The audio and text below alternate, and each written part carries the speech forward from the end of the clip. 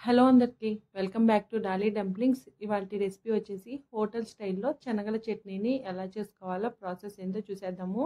Taste చాలా బాగుంటుందండి, అలాగే చాలా క్విక్గా చేసేసుకోవచ్చు. ఇది ఇడ్లీలో కానీ, దోశల్లో కానీ, బోండాల్లో కానీ ఏ టిఫిన్ కాంబినేషన్లో తీసుకున్నా టేస్ట్ అయితే అదిరిపోతుంది.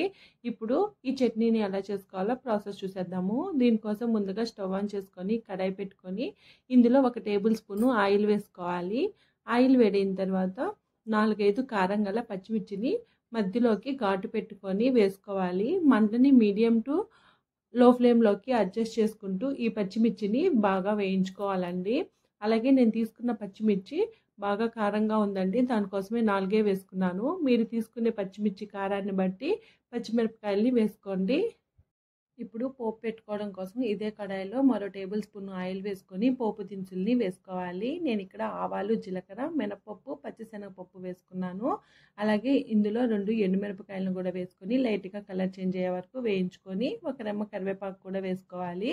ఇప్పుడు ఈ పోపుని పక్క పెట్టేసుకొని ఒక మిక్సీ జార్ని తీసుకొని మనం ముందుగా వేయించుకున్న పచ్చిమిర్చి, ఒక పావు కప్పు పుట్నాల పప్పు, అలాగే ఇందులో కొన్ని పచ్చి కొబ్బరి ముక్కలు, అలాగే 1 ఇంచు అల్లంని చిన్న చిన్న ముక్కలుగా కట్ చేసి వేసుకోవాలి. 3-4 వెల్లుల్లి రెబ్బలను కూడా వేసుకోవాలి.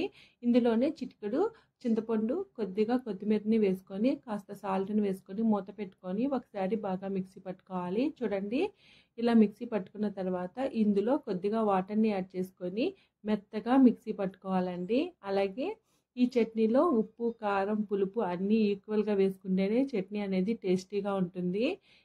ఇప్పుడు ఈ చట్నీని ఒక మిక్సింగ్ బౌల్లోకి తీసుకోవాలి. అలాగే మిక్సీ జార్లో కొద్దిగా వాటర్ని వేసుకోవాలి.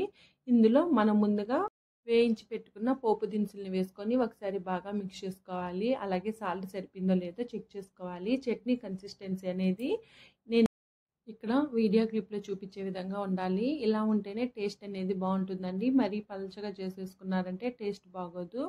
అంతేనండి, చూసారు కదా హోటల్ స్టైల్లో చట్నీని ఎలా ప్రిపేర్ చేసుకోవాలో ప్రాసెస్ ఏందో.